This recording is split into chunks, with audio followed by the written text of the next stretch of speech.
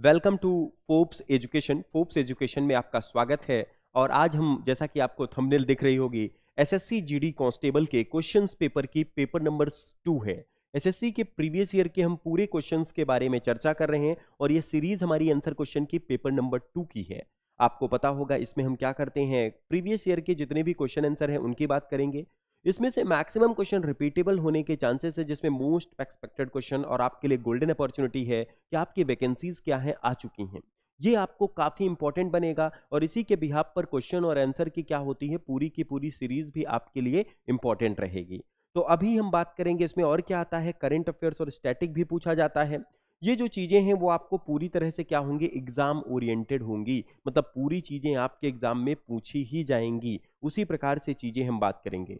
Further अगर आप offline batches की जानकारी लेना चाहते हैं तो 8848178267 इस नंबर पे कॉल करके आप पूरी इंफॉर्मेशन ले सकते हैं। अभी हम डिस्कस करेंगे मोस्ट एक्सपेक्टेड 20 क्वेश्चन जो आपके प्रीवियस ईयर में पूछे गए हैं। क्लियर है? तो क्लास हम अपनी शुरू करते हैं। ये क्लास नंबर 2 है। जिन्होंने पहली क्लास नहीं देखी है उनको क्लास नंबर 1 जरूर देखनी है, तब आपके क्वेश्चंस बनेंगे। क्लियर? फर्स्ट क्वेश्चन,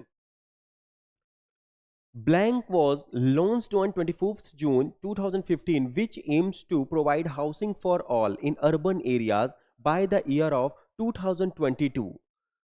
25 जून 2015 को खालिस्तान को लॉन्च किया गया, जिसका उद्देश्य वर्ष 2022 तक शहरी क्षेत्रों के लिए आवास उपलब्ध कराना। अपने आप में क्लियर है ये कि आप क्या कर रहे हैं, शहरी क्षेत्रों में आवास उपलब्ध कराना है। अर्बन एरियाज में हाउसिंग के लिए कौन सा प्रोजेक्ट पर्टिकुलर चला है? अर्बन एरिया में प्रोजेक्ट हाउसिंग के लिए कौन सा?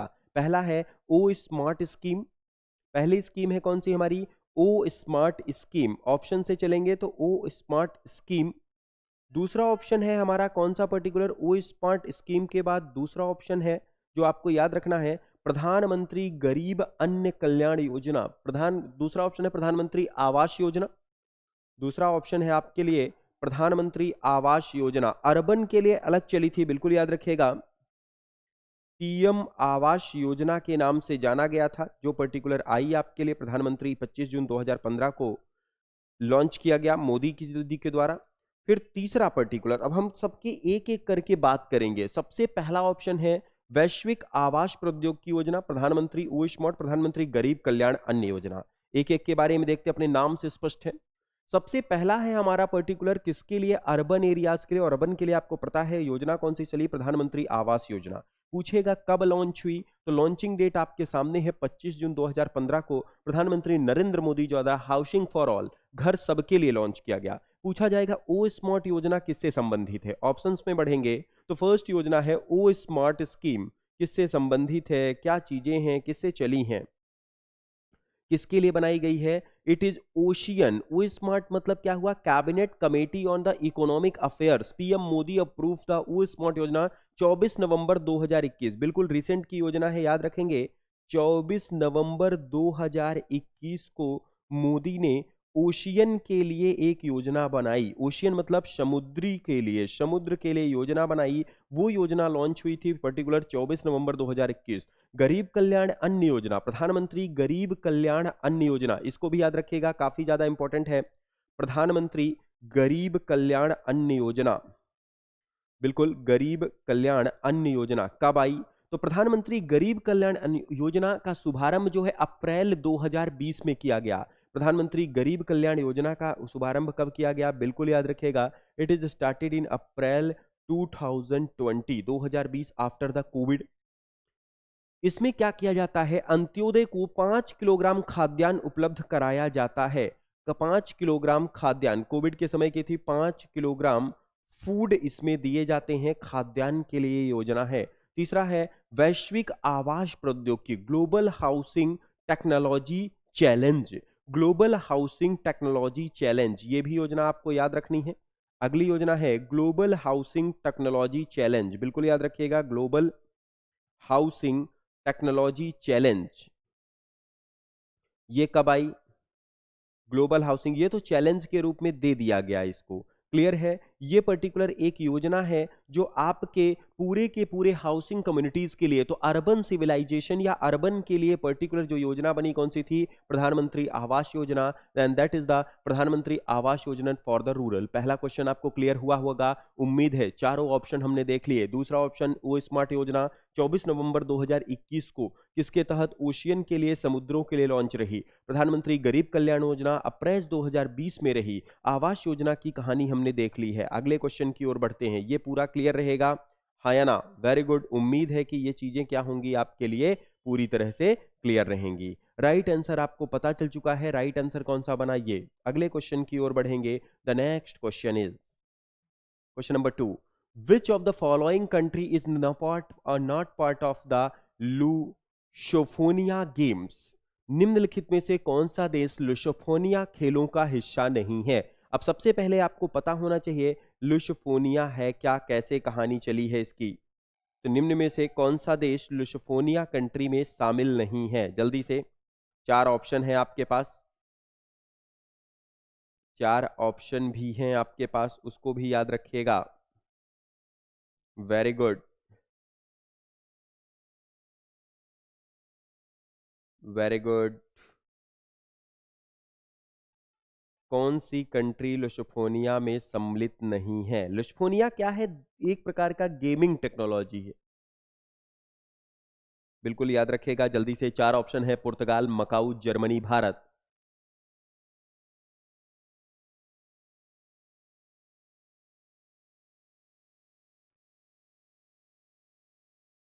लुसोफोनिया गेम्स हैं, ये पर्टिकुलर लुसोफोनिया में होने वाले गेम्स हैं जो पर्टिकुलर 48 इवेंट्स होते हैं इसमें। गोवा में हुए थे, तो मतलब भारत तो इसमें है। लुसोफोनिया गेम्स कंट्री कौन कौन सी हैं, क्या क्या चीजें हैं और इसका क्या उद्देश्य होता है, किसके लिए रखा जाता है? ये इसमें जो है ऑफिशियल लैंग्वेजेस होती है। लुसोफोनिया क्या है? लुसोफोनिया गेम्स SOLOP द्वारा आयोजित बहुराष्ट्रीय है जिसमें लुसोफोनिया देशों से आने वाले होते हैं, जिसमें महत्वपूर्ण देश है पुर्तगाल। लुसोफोनिया क्या है? एक प्रकार के कॉन्टिनेंटल देश हैं जिसपे पर्टिकुलर इसमें होता है। कौन कौन से देश हैं इसमें? याद रखिएगा, territory where Portuguese is an official language, जहां पे पुर्तगालीज क्या होती है? ऑफिशियल लैंग्वेज होती है। तो कहां कहां हुआ है जिसकी? लुसोफोनिया है क्या? लुसोफोनिया एक खेल है, वह खेल जहां की भाषा कौन सी होती है? पुर्तगाली। वह खेल जहां की पुर्तगाली भाषा होती है उसके लिए जो बनता है उस खेल को क्या कहते हैं? लुसोफोनिया खेल। क्लियर है? कौन कौन से देश में है ये? ब्राजील, मोजाम्बिक, अंगोला, पुर्तगाल। कौन कौन से देश हैं इसमें? याद रखिएगा, ब्राजील, बिल्कुल याद रखिएगा। ब्राजील के बाद मोजाम्बिक, अंगोला, पुर्तगाल, गैनिस, ईस्ट टर्म्योर, इक्वेटर, गिनी, मॉस्को, कैपिटल, इन सब में होता है ये। क्लियर ना? बहुत सारे देश भी हैं इसमें। Macau. Is India is participating और नॉट? इंडिया है या नहीं है? तो बिल्कुल याद रखिएगा, भारत में जो है ये पर्टिकुलर नहीं बोला जाता है, इसलिए particular Angola, Brazil, Cape Verde, East Timor, Portuguese यहां भी शासन किए थे, तो इस वजह से ये पर्टिकुलर बना। अंगोला है, ब्राजील है, भारत भी इसका है, श्रीलंका भी इसका है। जर्मनी, जर्मनी इसका कोई भी देश नहीं है। बिल्कुल याद रखिएगा, that is much more important for your examination. इसके लिए आप याद रखिएगा, बिल्कुल करंट का बनेगा। और पुर्तगाल जहां पे शासन किए, इस क्वेश्चन का आंसर भी याद रखिएगा, पुर्तगाली जहां पर शासन सत्ता किए उसके लिए बना। जर्मनी इसका राइट आंसर होगा। Which one the right? The Germany is the right answer. Clear रहेगा? आगे की चर्चा करें। ये दूसरा क्वेश्चन आपके लिए पूरी तरह से क्या रहेगा? क्लियर रहेगा। तीसरे क्वेश्चन की तरफ अब हम बढ़ते हैं। क्लियर? चलिए तीसरे की बात करते हैं। तीसरा क्वेश्चन हमारा है पर्टिकुलर किसके लिए? सेवा क्षेत्र के लिए। इन द सेंस किसके बिहाफ पर है? ये बना है according to RBI what was the percentage of service sector in India GDP in 1980s। RBI के अनुसार 1980 के दशक में भारत की जीडीपी में सेवा क्षेत्र की हिस्सेदारी कितनी प्रतिशत थी? मतलब आपका डायरेक्ट क्वेश्चन आया है ये इंडियन इकोनॉमिक्स से, और पूछा गया कि सेवा क्षेत्र में कितने प्रतिशत इकोनॉमी थी आरबीआई के बिहाफ पर। जल्दी से जवाब दे दीजिएगा इस क्वेश्चन का कि आरबीआई क्षेत्र में कितने प्रतिशत की उम्मीद इस पर रखी गई थी। जल्दी से। और आपको पता होगा कि पर्टिकुलर मनमोहन सिंह जो थे, आरबीआई के बारे में थोड़ी सी चर्चा भी करेंगे। और ये जो प्रतिशत था, बिल्कुल याद रखिएगा, दैट इज 38.6%। प्रतिशत की बात की जाए तो कितनी थी, प्रतिशत याद रखिएगा, दैट इज 38.6%। कितनी थी, 38.6% थी। इसमें कितनी थी, 38.6%। अब इसमें कहा गया कि 1980 के दशक में भारत की जीडीपी किसके अनुसार पूछा गया बेटा, आरबीआई। तो आपको पता होना चाहिए आरबीआई का एस्टेब्लिशमेंट कब हुआ, इन द ईयर ऑफ 1934। 1934 के अंतर्गत 1935 में बना, 1935 में ये पर्टिकुलर क्या हुआ आपके लिए, 1 अप्रैल में बना। इसके जो पहले गवर्नर थे, कभी आपसे पूछा जाए फर्स्ट गवर्नर, तो याद रखिएगा फर्स्ट गवर्नर का नाम था ऑशबर्न स्मिथ। क्या नाम था बेटा, ऑशबर्न स्मिथ।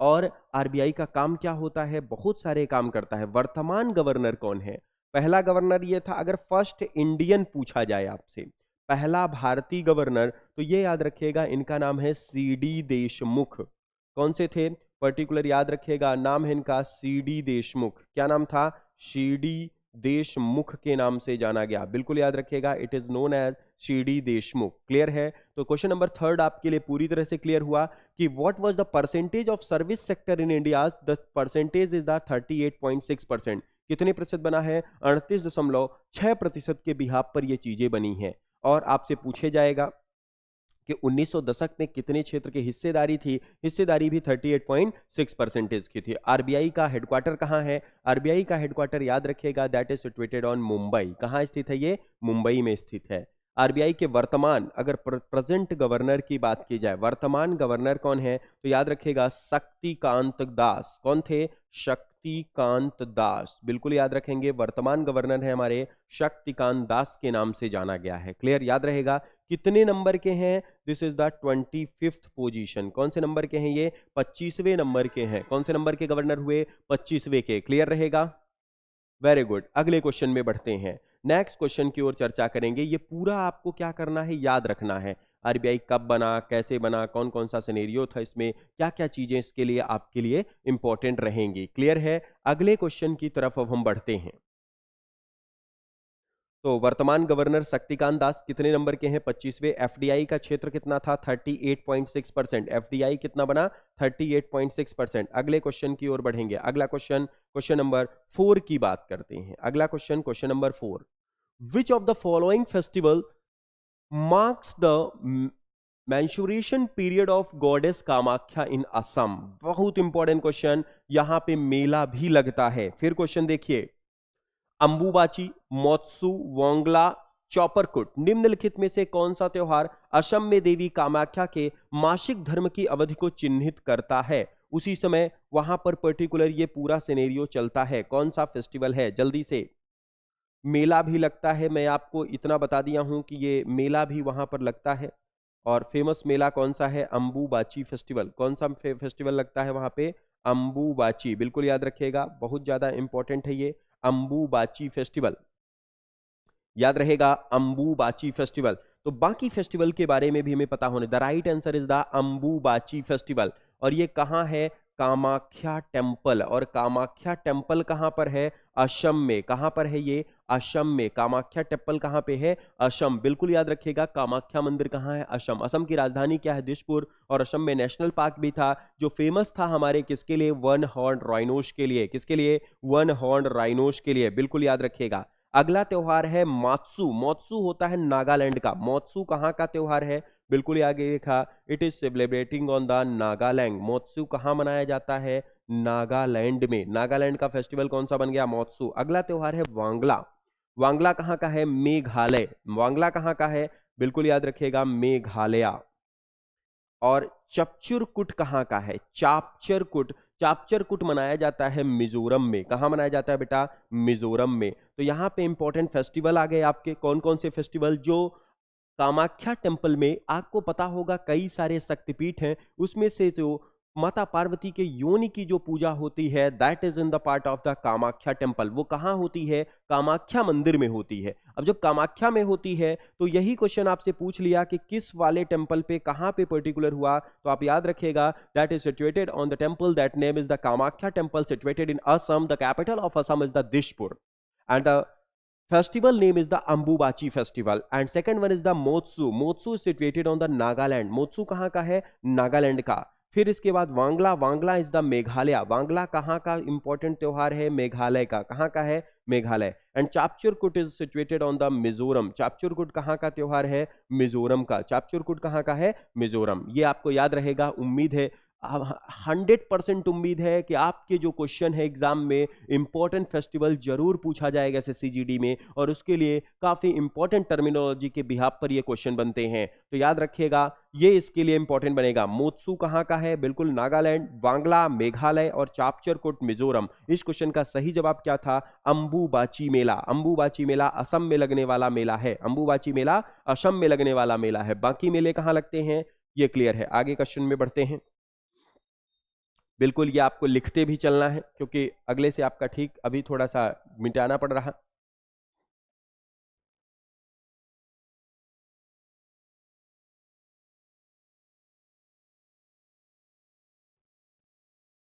अगले जो क्वेश्चंस की बात है काफी इंपॉर्टेंट क्वेश्चंस की तरफ चलेंगे और नेक्स्ट क्वेश्चन हमारा क्वेश्चन नंबर 5. बाकी इंपॉर्टेंट रखिएगा, काफी important. The blank industry covers wide range of products from transistor sets of television. खालिस्तान उद्योग में ट्रांजिस्टर सेट से लेकर टेलीविजन तक उत्पादों की विस्तृत श्रृंखला शामिल है.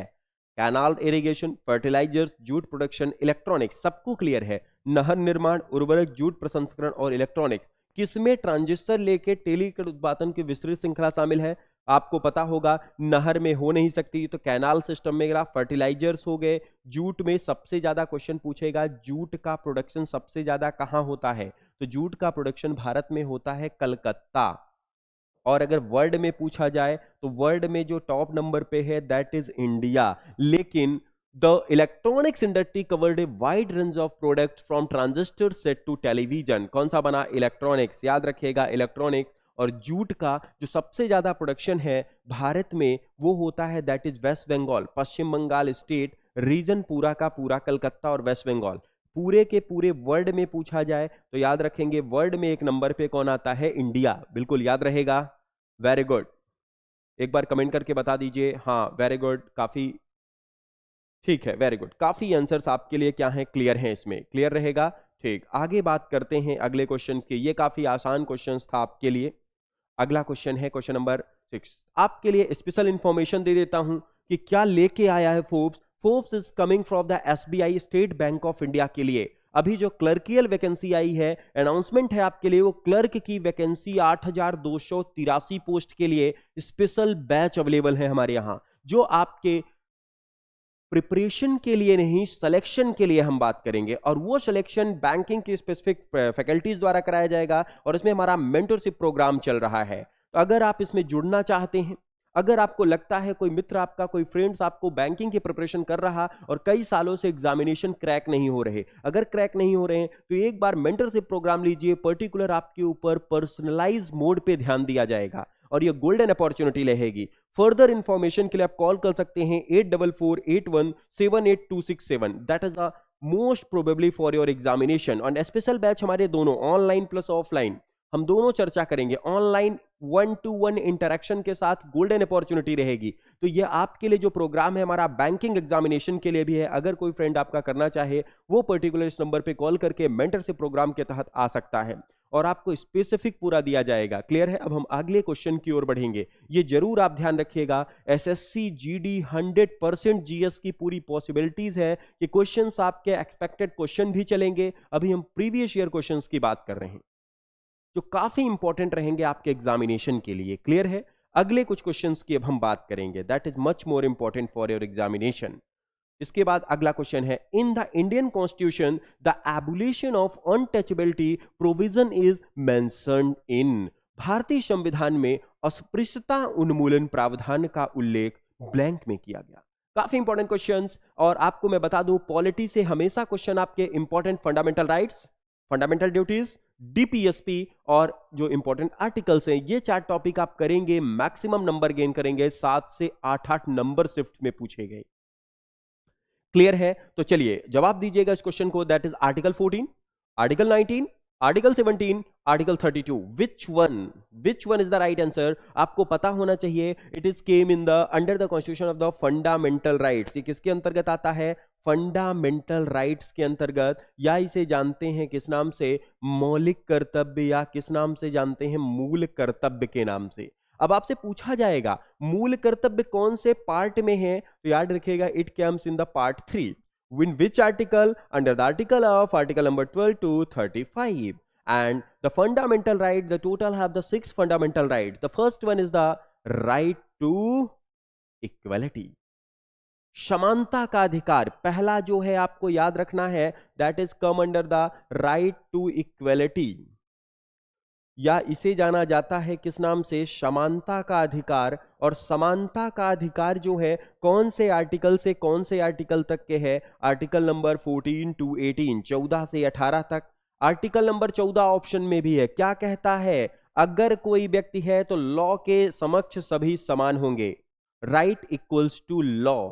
Article number 19 right to speak, ये दूसरे में आता है बेटा, राइट टू स्पीक। अगर इमरजेंसी लगी है, आपातकाल के दौरान सबसे पहले हटने वाला है, ये आपातकाल में सर्वप्रथम हटता है, फर्स्ट डिसमिस होता है ये। Article number 70 that is associated with untouchability. याद रखिएगा 17 में खतरा, 17 में खतरा याद करने की ट्रिक है, तो untouchability belonging to the article number 17। And article number 32 it is a known as the soul of Indian constitution. भारतीय संविधान की आत्मा के नाम से जाना गया। इसे किस नाम से जाना जाता है? सोल ऑफ इंडियन कॉन्स्टिट्यूशन, भारतीय संविधान की आत्मा कहा जाता है आर्टिकल नंबर 32 को, सोल के नाम से जाना गया। 17 is the right answer. Article number 19, article number 14 हमने डिस्कस कर लिया।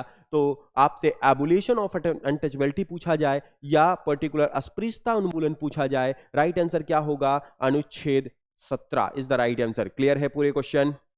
एक बार बता दीजिएगा 100%। 20 क्वेश्चन होंगे, 20 गुणे 4, चारों ऑप्शन डिस्कस हैं, 80 क्वेश्चन एक दिन में। आप ये मानिए अगर 30 दिन जुड़ते हैं 2400 क्वेश्चन आपके पास रहेंगे। That is much most important है आपके सिलेक्शन के लिए। क्लियर? आगे बढ़ते हैं, अगले क्वेश्चन की ओर बढ़ेंगे। तो याद रखिएगा आपातकाल जो पर्टिकुलर है उसके दौरान कौन सा हटाया जाता है, कौन सा शामिल किया जाता है, और क्या सिनेरियो इस पर बना है। अगले क्वेश्चन में question number 7, in which of the following places was the Indian Grand Prix 4 held in June 2021? June 2021 में इंडियन ग्रैंड प्री 4 निम्नलिखित में से किस स्थान पर आयोजित किया गया? There is the 4 option, Jalandhar, Ludhiana, Amritsar, Patiala. Jalandhar, Ludhiana, Amritsar, Patiala. There are the 4 option available here. Please give me the answers of this question, जल्दी से। Very good, very good. Indian E formula race ये पर्टिकुलर कहां आयोजित हुई? ये आपकी संबंधित है ग्रांड प्री, आपको पता होगा। It is associated with the city that name is the Patiala. Patiala शहर में हुआ। लेकिन पूछेगा इंडिया ई फोरम रेस कहां है? Hyderabad. India E forum race अगर आपसे पूछा जाए, बिल्कुल याद रखेगा, India E forum race that is associated with Hyderabad. कहां है ये? हैदराबाद में। कहां एसोसिएटेड होगी? हैदराबाद। इसमें से ज्यादा नहीं, ये उस समय पे ग्रांड प्रिक्स 4 याद रखेगा। इंडिया ग्रांड प्रिक्स 4 कहां आयोजित हुई है? पटियाला में। इंडिया ग्रांड प्रिक्स 4 कहां आयोजित हुई है? पटियाला में। Very good. अगले क्वेश्चंस की ओर बढ़ेंगे। अंबुबाची का मेला कहां लगता था? कमेंट करके जल्दी से बता दीजिए। अंबुबाची का मेला कहां लगता था? मोत्सु कहां का फेस्टिवल था? That is Ambubachi is the Assam, Moatsu is the Nagaland. Next question, question number 8, what is the color of the flame when magnesium burn in the presence of oxygen? बिल्कुल जवाब दीजिएगा इसका।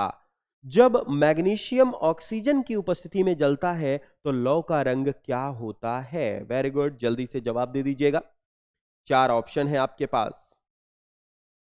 Very good. मैग्नीशियम आपको पता होगा, मैग्नीशियम हाइड्रोक्साइड MgO2 के लिए बनता है ये, और उसी के बिहाफ पर चीजें चलती हैं। जल्दी से जवाब दे दीजिए। Very good, very good.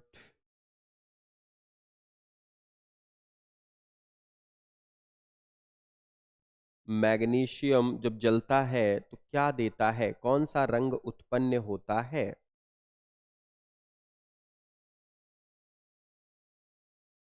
Magnesium का परमाणु क्रमांक अगर आपको पता होगा तो पहले वो क्लियर कर दीजिए, फिर हम आगे बढ़ेंगे। कितने नंबर पे आता है, क्या चीजें हैं इसमें मैग्नीशियम के लिए, परसेंटेज कितना था वो भी क्लियर रखिएगा जल्दी।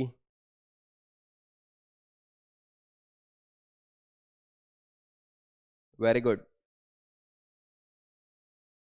काफी आसान क्वेश्चन है, टफ क्वेश्चन नहीं है। हाँ बिल्कुल, कुछ लोगों के जवाब सही हैं, कुछ लोग फंस रहे हैं,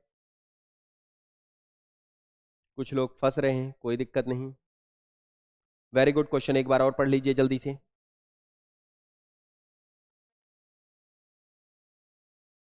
जल्दी से क्लियर कर दीजिए।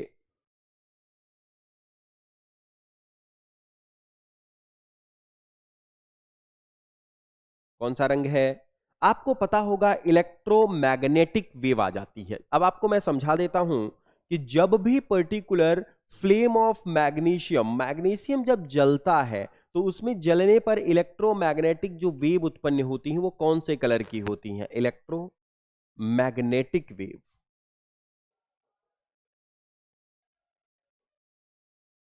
इलेक्ट्रोमैग्नेटिक को किस नाम से जाना जाता है? पर्टिकुलर इसे जाना जाता है इलेक्ट्रोमैग्नेटिक को, जो आपकी भूचुंबकी या चुंबकीय तरंगे जो होती हैं वो बर्न होके कौन से कलर में जलती हैं? व्हाइट या सफेद रंग में जलती हैं। कौन से रंग में जलती हैं? व्हाइट या सफेद रंग में जलती हैं। तो जब भी आपका मैग्नीशियम ऑक्सीजन की उपस्थिति में जलता है तो लौ का रंग कैसा हो जाता है? लौ का रंग सफेद या पर्टिकुलर व्हाइट होता है। कैसा होता है? सफेद या व्हाइट होता है। क्लियर रहेगा?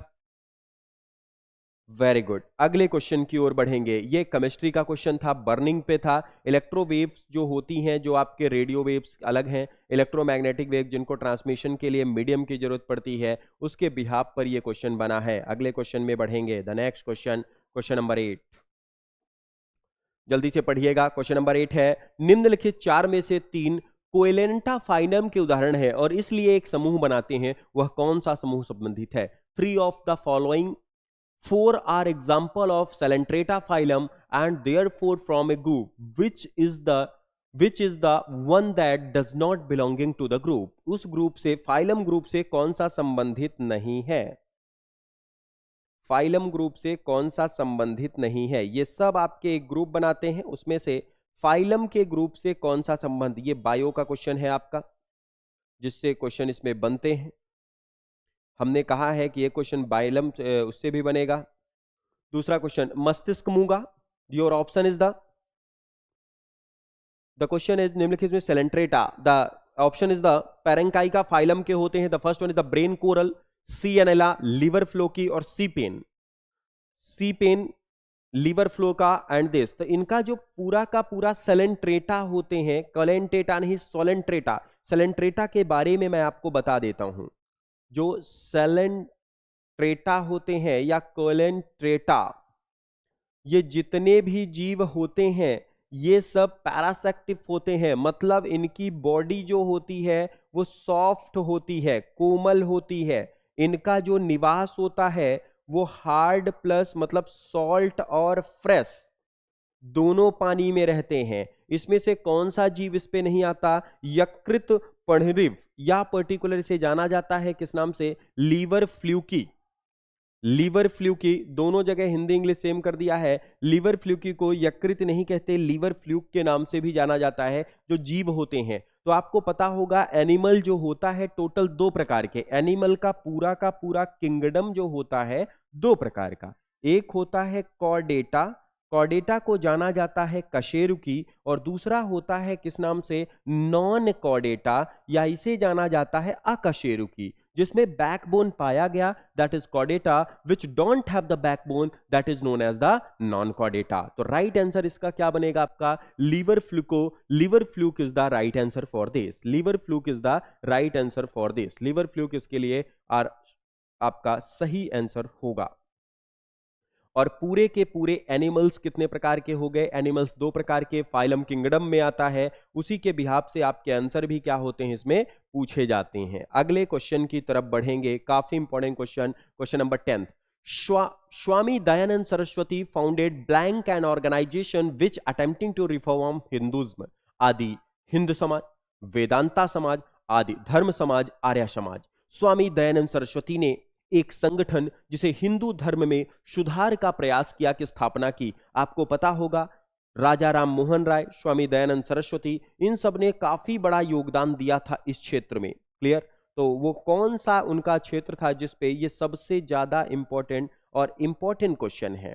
तो स्वामी दयानंद सरस्वती जो थे हिंदुइज्म से संबंधित थे और इन्होंने जो बनाया था दैट इज आर्य समाज। किसका गठन किया था बेटा? आर्य समाज का। किसका गठन किया था? आर्य समाज का। अब आपसे पूछेगा आर्य समाज का गठन कब हुआ? याद रखिएगा 1875, 1875। ब्रह्म समाज, सबसे पहली सोसाइटी की हम बात कर लेते हैं, that is known as the Brahmo society, Brahmo Samaj. It is establish in the year of 1828। किसके द्वारा? ट्रिपल आर के द्वारा। दूसरा है पर्टिकुलर कौन सी आपकी समाज? तत्वबोधनी सभा 1839 में दीनबंधु द्वारा। दूसरी सभा है तत्वबोधनी, याद रखिएगा तत्वबोधनी सभा 1829 में किसके द्वारा किया गया? बिल्कुल याद रखिएगा दीनबंधु द्वारा। किसके द्वारा किया गया है? दीनबंधु द्वारा। Very good. प्रार्थना समाज 1867, प्रार्थना समाज 1867 और ये आत्मा राम द्वारा। किसके द्वारा? आत्मा राम द्वारा। प्रार्थना समाज 1870।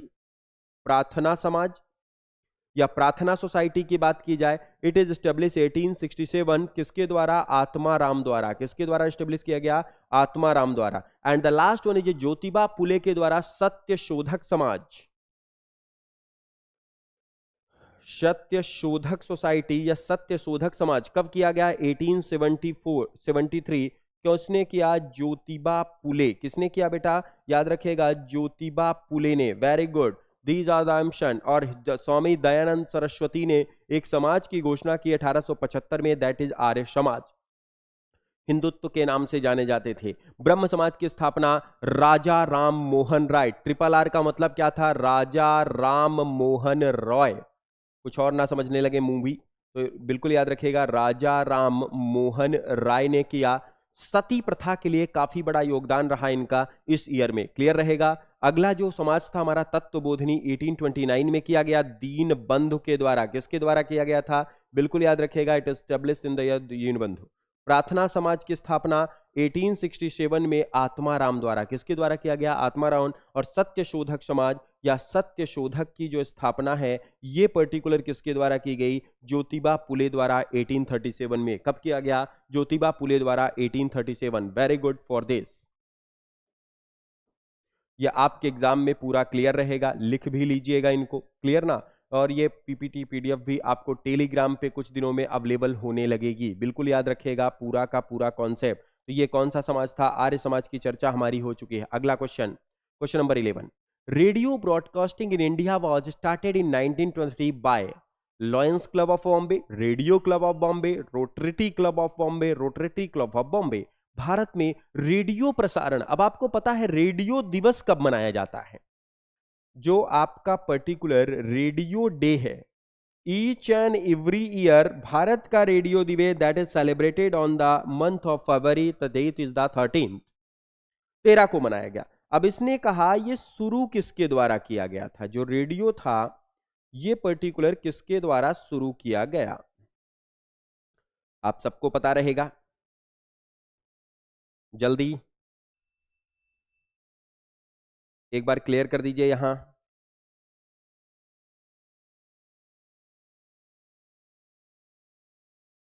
Very good, very good. अभी यहां इतने क्वेश्चंस करते हैं, अभी यहां इतने क्वेश्चंस, बाकी का आपको मिलेगा। 11 क्वेश्चंस का ध्यान रखेंगे, 11 क्वेश्चन तक पूरी चीजें। क्वेश्चन नंबर 11 की बात की जाए तो भारत में रेडियो प्रसारण 1923 में किसके द्वारा प्रारंभ किया गया? जो इंडिया में रेडियो प्रसारण है, रेडियो प्रसारण 1923 में किस क्लब द्वारा कराया गया था? कौन से क्लब के द्वारा इंपॉर्टेंट कराया गया? Radio club.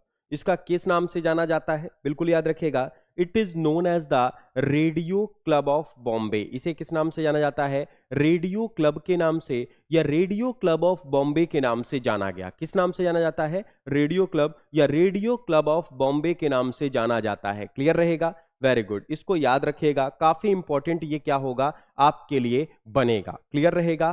क्वेश्चन नंबर 11 आप पूरा क्लियर रखिएगा। अब हम बढ़ेंगे क्वेश्चन नंबर 12 की तरफ। Very good. Which of the following Gupta ruler was called the Napoleon of India because of his military achievement? काफी इंपॉर्टेंट क्वेश्चन है कि आपको पता होगा भारत का नेपोलियन जो था, नेपोलियन एक बार भी क्या हुआ था? युद्ध नहीं हारा। निम्नलिखित में से किस गुप्त शासक को उसकी सैन्य उपलब्धियों के कारण भारत का नेपोलियन कहा जाता है? क्या कहा जाता है? भारत का Napoleon. Which of the following Gupta ruler was called the Napoleon of India because of his military achievement? जिसको क्या कहा जाता है? उसे सैन्य उपलब्धियों के लिए क्या कहा जाता है? उसे भारत का नेपोलियन कहा जाता है। किसके लिए? सैन्य उपलब्धियों के लिए। योर ऑप्शन इज, 4 ऑप्शन है आपके पास, बिल्कुल याद रखिएगा। 4 कौन कौन से ऑप्शन है भारत के नेपोलियन के लिए पर्टिकुलर? पहला ऑप्शन है श्रीगुप्त, चंद्रगुप्त, समुद्रगुप्त, चंद्रगुप्त। सबको पता है कि भारत का नेपोलियन किसे कहा जाता है? भारत समुद्रगुप्त एक ऐसा था जिसने एक भी पर्टिकुलर क्या हुए आपने समय में एक भी पर्टिकुलर जो युद्ध थे वो नहीं हारे। उसकी संज्ञा किससे की जाने लगी? उसकी संज्ञा जो करने लगे वो पर्टिकुलर किससे होने लगी? आपके नेपोलियन से। तो नेपोलियन जो है बोनापार्ट था वो पर्टिकुलर दूसरे देशों में पाया गया जो काफी प्रतापी भी था, लेकिन भारत में उसकी पूरी की पूरी चर्चा किससे होती थी? भारत में उसकी पूरी चर्चा समुद्रगुप्त से होती थी। गुप्त वंश का प्रतापी शासक था ये। तो अब जब ये क्वेश्चन आया है हिस्ट्री में भी आपको पता है क्वेश्चन कहां से उठ रहे हैं, क्या क्या चीजें हैं इसमें, काफी इंपॉर्टेंट बनता है, तो आप याद रखिएगा। उसके पहले हमने आर्य समाज वाला क्वेश्चन देखा था, वो भी आप याद रखिएगा। वेरी गुड, काफी ज्यादा इंपॉर्टेंट ये सिनेरियो रहता है और इसी के बिहाफ पर चीजें क्या हैं बनती हैं। तो आपके लिए ये बना कि पर्टिकुलर जो है भारत का नेपोलियन किसे कहा जाता है? तो भारत का नेपोलियन किसे कहा जाता है? समुद्रगुप्त को जाना जाता है। किसे जाना जाता है? बिल्कुल याद रखिएगा, it is known as Samudragupta. किसे कहा गया है? समुद्रगुप्त को कहा जाता है। उम्मीद है यहां तक चीजें आपको क्लियर होंगी। किसको कहा जाता है? समुद्रगुप्त को। और ये किसके अनुसार था ये भी याद रखिएगा। इसका राइट आंसर क्या होगा? समुद्रगुप्त। और ये किसके अनुसार था? ये जो पर्टिकुलर था इतिहासकार थे वी.ए. स्मिथ। किसके द्वारा कहा गया था? ये वी.ए. स्मिथ के द्वारा ये चीजें की गई। किसके द्वारा की गई थी? वी.ए. स्मिथ के द्वारा ये पूरा का पूरा सिनेरियो बना था श्रीगुप्त का। क्लियर? अब गुप्ता पीरियड कब से कब तक चला, एक ओवरव्यू ले लेते हैं। गुप्त काल या इसे जाना जाता है किस नाम से? गुप्ता पीरियड। ये जो गुप्ता पीरियड है या गुप्ता काल है ये पर्टिकुलर कब से कब तक जाना जाता है? 240 एडी। कब जाना जाता है ये? 240 एडी में जाना जाता है। गुप्त काल को 240 एडी में जाना गया। इसके संस्थापक कौन थे? श्रीगुप्त। इसके संस्थापक कौन थे? श्रीगुप्त थे, या पर्टिकुलर जाना गया किसे? श्रीगुप्त के नाम से। क्लियर है? तीसरा, गुप्त काल 240 एडी में संस्थापक श्रीगुप्त बने। प्रतापी शासक जो था इसका, जो जाना गया पर्टिकुलर, इसे किस नाम से जाना जाता था? नेपोलियन के नाम से। वो कौन था? समुद्रगुप्त। चंद्रगुप्त भी यहीं थे, चंद्रगुप्त प्रथम 320 एडी में स्वतंत्र राजा था। चंद्रगुप्त प्रथम ये बना 320 एडी में, और ये कैसा था? इंडिपेंडेंट किंग था। इंडिपेंडेंट को जाना जाता है कैसा था? ये स्वतंत्र राजा था या स्वतंत्र शासक बना था। क्लियर रहेगा? बिल्कुल। तो आप क्वेश्चन नंबर 12 भी अपने एग्जामिनेशन के लिए क्लियर रखेंगे पूरी तरह से। क्लियर है? आगे बढ़ते हैं, इसके बाद काफी इंपॉर्टेंट पार्ट्स आपके लिए बनेंगे। अगला क्वेश्चन, क्वेश्चन नंबर 13 की चर्चा करेंगे। किसकी चर्चा करेंगे? Question number 13। क्वेश्चन नंबर 13 है हमारा, while computing the national income blank is taken age factor. राष्ट्रीय आय की गणना करते समय खाली स्थान को एक कारक के रूप में लिया जाता है। निर्यात, बिजली बिल, प्रयुक्त रसायन, सड़क निर्माण, export, electricity bill, chemical used and road construction. किसको पर्टिकुलर गिना जाता है इस बिहाफ पर? बिल्कुल याद रखिएगा, किसको गिना जाता है इस रूप में। अब आपको पता होगा ये भी इकोनॉमिक्स का क्वेश्चन बना है, और इकोनॉमिक्स के लिए काफी इंपॉर्टेंट पार्ट ये बनते भी हैं। तो ये है कि नेशनल इनकम जो है डबल काउंटिंग होती है। राष्ट्रीय आय गणना में एक कारक को किसको लिया जाता है? आपको पता होगा नेशनल इनकम देश के आयात और निर्यात के ऊपर डिपेंड करती है। Electricity bill not counting, chemical bill not counting, road construction not, it is dependent on export. किसके लिए डिपेंड करता है? एक्सपोर्ट या निर्यात के ऊपर पूरी की पूरी डिपेंडेंसिंग है। और नेशनल इनकम क्या होती है? पूरे के पूरे राष्ट्र की आय जो निकलती है वो निकलती है किसकी मदद से? नेशनल की मदद से। इसलिए इसे जाना जाता है किस नाम से? नेशनल इनकम के बिहाफ पर जाना जाता है। और नेशनल इनकम की सबसे पहले गणना जो की थी वो दादा भाई नौरोजी, किसने स्टार्ट किया था? दादा भाई नौरोजी ने। किसने स्टार्ट किया था? दादा भाई नौरोजी ने, बिल्कुल याद रखिएगा, दादा भाई नौरोजी। सबसे पहला व्यक्ति जिसने स्टार्ट किया उसका नाम था क्या? दादा भाई नौरोजी के नाम से जाना गया। उसने क्या किया? नेशनल इनकम को कंप्यूटिंग किया, उसी के बिहाफ पर पूरा का पूरा क्या चला? इसमें फैक्टर चला है, बिल्कुल याद रखिएगा। तो डबल में पर्टिकुलर ये चीजें हैं, आपको ये इसमें क्या करना है? याद रखना है पूरा का पूरा सिनेरियो। अगली जो चर्चा है इसके बाद अब हम बात करते हैं अगले क्वेश्चंस की ओर। और अगला क्वेश्चन है हमारा, काफी इंपॉर्टेंट रहेगा इसके बिहाफ पर। अब देखिए, एसएससी जीडी कांस्टेबल के लिए मैं बता दूं एग्जाम 2022 के 24 के लिए हम पूरी की पूरी पर्टिकुलर एक श्रृंखला ला रहे हैं जिसमें न्यू बैच हमारे अवेलेबल हैं। वो जूम क्लासेस में भी ऑनलाइन अवेलेबल है हमारे जूम में, यूट्यूब में नहीं। जूम में क्या होता है? आपको पूरी तरह से इंटरेक्शन मिल जाता है, प्रॉपर 1 to 1, मतलब एक एक को पूरा का पूरा इंटरेक्शन मिलता है। जहां भी प्रॉब्लम है उस प्रॉब्लम को हम पूरी तरह से क्या करते हैं? उसमें देख लेते हैं। दूसरा जो रहता है ग्रैब द चांस, इस चांस को आप ले सकते हैं और पूरी तरह से अगर आपको ऑनलाइन या ऑफलाइन कोई भी लेना है तो उसके लिए आप कॉल कर सकते हैं 8848178267 में। एसएससी जीडी के लिए न्यू बैच भी हमारे पास अवेलेबल है, उसमें आप पूरी तरह से इसको एनरोल्ड कर सकते हैं। क्लियर है? अगले क्वेश्चन में, इन 2018 हु वन द संगीत नाटक academy award in Bharatanatyam? Bharatanatyam कहां का नृत्य है यह भी आपको ध्यान रखना है। एक second, just 1 minute. Question number 14 की बात हो रही, अभी किस नंबर की बात हो रही? क्वेश्चन नंबर 14 की। क्वेश्चन नंबर 14 है, इन 2018 हु वन द संगीत नाटक एकेडमी अवार्ड इन भरतनाट्यम? 2018 में भरतनाट्यम में संगीत नाटक अकादमी पुरस्कार किसने जीता? राधा श्रीधर, पशु मूर्ति लिंगा रामलिंगा शास्त्री, दूसरा है मंदम्पी सुब्रमण्यम नंदूरी, तीसरा है अखम लक्ष्मी देवी।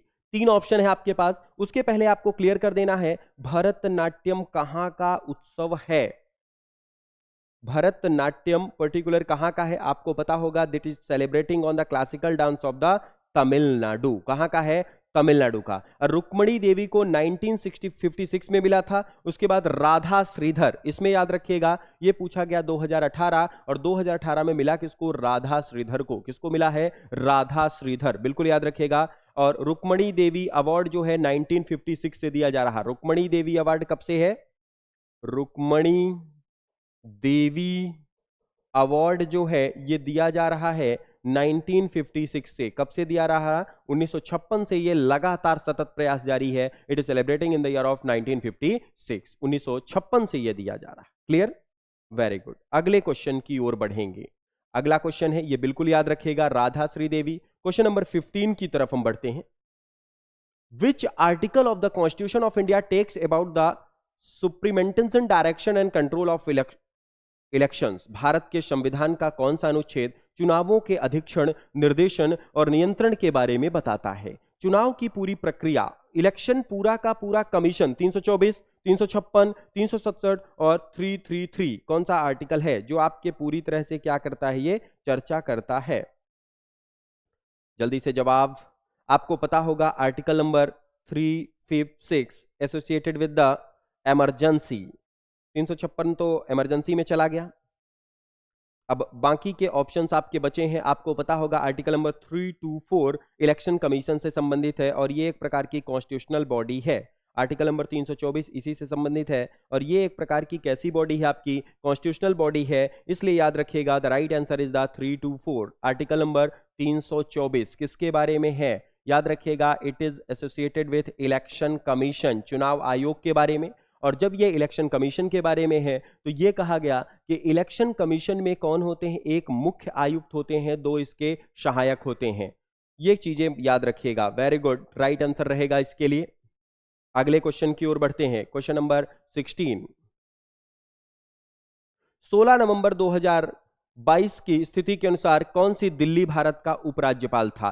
2022 का पूछा जाए, that is name is Anil Baijal. Arvind Kejriwal, Manoj Sinha, Vinay Kumar Saxena, तो याद रखिएगा the person name is the Anil Baijal. क्या नाम था उस समय पे? कौन था?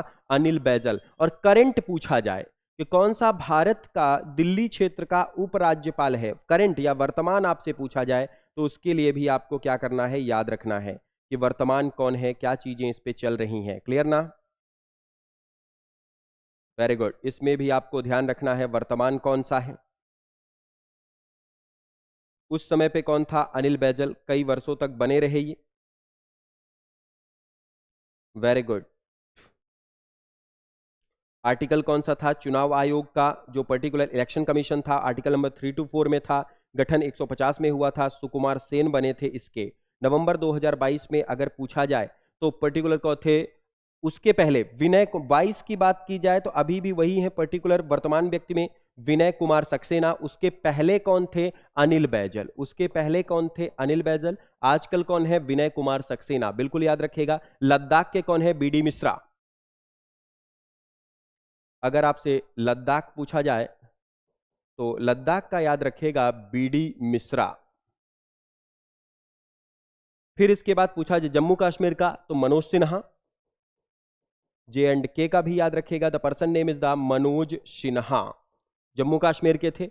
उड़ीसा और त्रिपुरा के जो क्षेत्र हैं वहां पे गवर्नर होते हैं, डिप्टी गवर्नर नहीं होते। डिप्टी गवर्नर वहां होते हैं जहां के आपके पर्टिकुलर क्या चलते हैं, यूनियन टेरिटरी होती है। तो क्लियर रहेगा। 16 नवंबर को कौन थे आपके, कौन थे पर्टिकुलर याद रखिए, विनय कुमार सक्सेना। कौन थे उस समय पे? विनय कुमार सक्सेना, या विनय कुमार सक्सेना के नाम से इसे क्या किया गया, जाना गया। क्लियर है? Very good. अगला 17। E Krishna Iyer is related to which dance style? E Krishna Iyer का संबंध किससे है? आपके नाम से ही स्पष्ट होगा। जहां भी शब्द अय्यर और ये सब इस प्रकार के नाम आ जाएं, उस प्रकार में चीजें क्या होती हैं, पूरी तरह से चलती हैं। तो ई कृष्ण अय्यर कौन से डांस से संबंधित हैं? 4 ऑप्शन है। चारों ऑप्शन के आपके रीजन पहले कमेंट करके बता देने हैं, कौन सा कहां किया जाता है, क्या क्या चीजें हैं इसमें, जल्दी से, फिर हम आगे बढ़ेंगे। Very good. कुछ लोगों के आ रहे हैं। तो भरतनाट्यम कहां का था? तमिलनाडु। 4 ऑप्शन है, भरतनाट्यम, ओडिसी, कथक, और 4th ऑप्शन है आपके लिए पर्टिकुलर कुचिपुड़ी। इन चारों में आपको ध्यान रखना है कौन सा मोस्ट इंपॉर्टेंट आपके एग्जामिनेशन के लिए बनेगा। ई कृष्ण अय्यर कौन से डांस से संबंधित हैं? अय्यर नाम से स्पष्ट है तो ओडिसी जा नहीं सकते। उड़ीसा का डांस है हमारा ओडिसी, बिल्कुल याद रखिएगा। उड़ीसा उड़ीसी का हो गया। Very good. कुछ लोगों के जवाब आ रहे हैं, कुछ लोग जवाब नहीं दे पा रहे हैं, कोई दिक्कत नहीं। जो जवाब दे रहे हैं तो ऐसे जवाब देना है कि हाँ, वेरी गुड वेरी गुड। बता दीजिएगा कथक कहाँ का डांस है? Very good. कथक कहाँ का नृत्य है? जल्दी से। हाँ, अगर कथक पूछा जाए तो याद रखिएगा उत्तर भारत या उत्तर प्रदेश का पूरा नृत्य क्या होता है आपका? कथक जाना जाता है। क्लियर है? Very good. ठीक। ई कृष्ण अय्यर ये संबंधित है हमारे किससे? भरतनाट्यम से। ई कृष्ण अय्यर किससे संबंधित है? बिल्कुल याद रखिएगा, भरतनाट्यम। भरतनाट्यम कहाँ का डांस है? तमिलनाडु। ओडिसी कहाँ का है? उड़ीसा। कथक कहाँ का है? उत्तर प्रदेश। और कुचिपुड़ी कहाँ का है? आंध्र प्रदेश का। क्लियर है? तो राइट आंसर क्या हो गया? भरतनाट्यम तमिलनाडु का है। ओल्ड सॉलिड्रिकल अट्टम के नाम से जाना जाता था। रुक्मणी देवी, मृणालिनी साराभाई इसी की हैं। कौन? रुक्मणी देवी। इसके बाद याद रखिएगा मृणालना साराभाई, मृणालना साराभाई यहीं की हैं। जावरी सिस्टर पूछा जाए तो मणिपुरी से, जावरी सिस्टर पूछा जाए तो मणिपुरी से याद रखिएगा। क्लियर है? अगले क्वेश्चन की ओर बढ़ेंगे, आज के 18 क्वेश्चन की ओर। Very good. 18 क्वेश्चन है काफी important. In India population census is in every, सबको पता है प्रत्येक 10 वर्ष में होती है। पहली बार इरेगुलर रही रिपिन के टाइम पर, लेकिन अब जो पॉपुलेशन है वो पर्टिकुलर प्रत्येक 10 वर्ष में कितने में हो रही बेटा? प्रत्येक 10 वर्ष में। इस बार की जो पॉपुलेशन थी 15th, लास्ट पॉपुलेशन कब हुई? 2011। कब हुई? 2011। बाद में कोविड के कारण 2021 में नहीं हो पाई। नेक्स्ट चर्चा, क्वेश्चन नंबर, यूपीएससी का सीडीएस बैच भी आपके लिए है इंपॉर्टेंट, याद रखिएगा। इसमें हम क्या करते हैं? मेंटरशिप प्रोग्राम ऑफलाइन भी हमने बनाया है। सीडीएस के लिए मेंटरशिप प्रोग्राम है वहां आपके लिए। इसके लिए भी आपको फर्दर इंफॉर्मेशन ले सकते हैं कॉल करके 8448178267। अगले क्वेश्चन में हम बढ़ेंगे, लेकिन बता दीजिए ई कृष्ण अय्यर किससे संबंधित थे? पर्टिकुलर ई कृष्ण अय्यर आपके भरतनाट्यम से। सीडीएस के लिए कॉल करिएगा, ऑनलाइन ऑफलाइन दोनों। ऑनलाइन जो क्लासेस हमारी जूम से है, मेंटरशिप प्रोग्राम है, पर्सनल अटेंशन के साथ आप पे ध्यान दिया जाएगा विथ गुड अट्रैक्टिव टीम, पूरी की पूरी। 19 मार्च 2022 में केंद्रीय मंत्री ने India water pitch pilot skill startup challenge launch किया है। ये तो सबको पता है कि विच union ministry launch the India water pitch pilot project. India water pitch pilot project किसने लॉन्च किया? 4 ऑप्शन है आपके पास, सबके मंत्रालय पता होंगे तो ये चीजें, ये उस समय का करंट अफेयर्स का क्वेश्चन आज के लिए आपके एग्जाम में क्या होगा? बदल जाएगा। तो उस समय पे कौन थे ये? हरदीप सिंह पुरी का नाम आपने सुना होगा, Hardeep Puri, that is the right answer. Rail minister कौन है? अश्विनी वैष्णव जो है आपके रेलवे हैं, रेल का पूछा जाएगा तो अश्विनी वैष्णव। फिर आपसे पूछा जाए फाइनेंस, निर्मला सीतारमण। पोर्ट में कौन है? पोर्ट में सर्बानंद सोनेवाल। पोर्ट बंदरगाह का याद रखिएगा, सर्बानंद सोनोवाल, इनका नाम याद रखिएगा। पोर्ट और बंदरगाह के लिए इनका नाम गिना गया है। क्या थे? पर्टिकुलर सर्बानंद सोनेवाल के नाम से भी इन्हें जाना गया।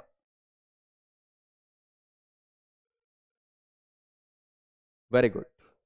अगला क्वेश्चन, क्वेश्चन नंबर 20 आज के लिए। खालिस्तान बहते पानी के बीच एक अवरोध है जो प्रवाह को बाधित, निर्देशित या मंद कर देता है, जिससे अक्सर जलाशय, झील या अवरोध बन जाते हैं।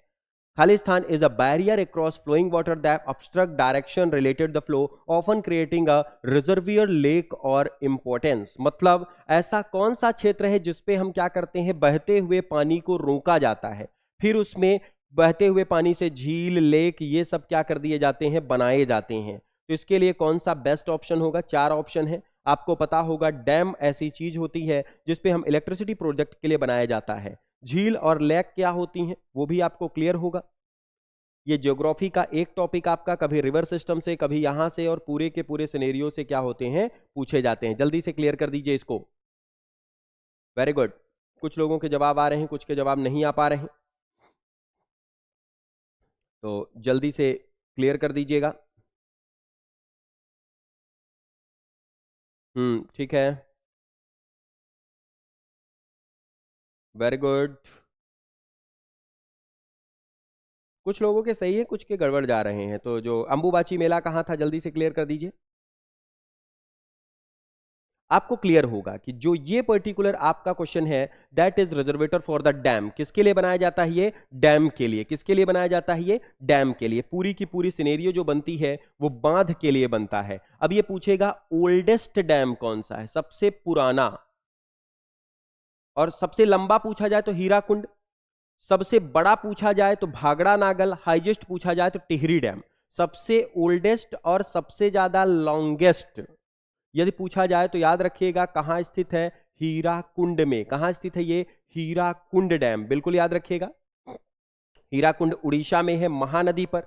फिर इसके बाद सबसे ज्यादा हाइट पर पूछा जाए तो टिहरी डैम। कौन सा डैम है? टिहरी डैम। क्लियर रहेगा। तो आज के हमने 20 क्वेश्चंस की पूरी चर्चा कर ली है। यहां तक कोई डाउट्स होगा तो कमेंट सेक्शन में बताइएगा, बाकी की चर्चा हम नेक्स्ट क्लास में करेंगे। कोई डाउट्स यहां तक? Very good. यहां तक पूरी चीजें आपको क्या है? क्लियर रखेंगे। अब हम चर्चा करेंगे अगली सीरीज जो क्वेश्चन 3 चलेगी उसके बारे में हम पूरी बात करेंगे। क्लियर है यहां तक? Thank you. और ऑनलाइन ऑफलाइन बैचेस के लिए कॉल जरूर करिएगा, उसी के भी पर बातें होंगी। क्लियर।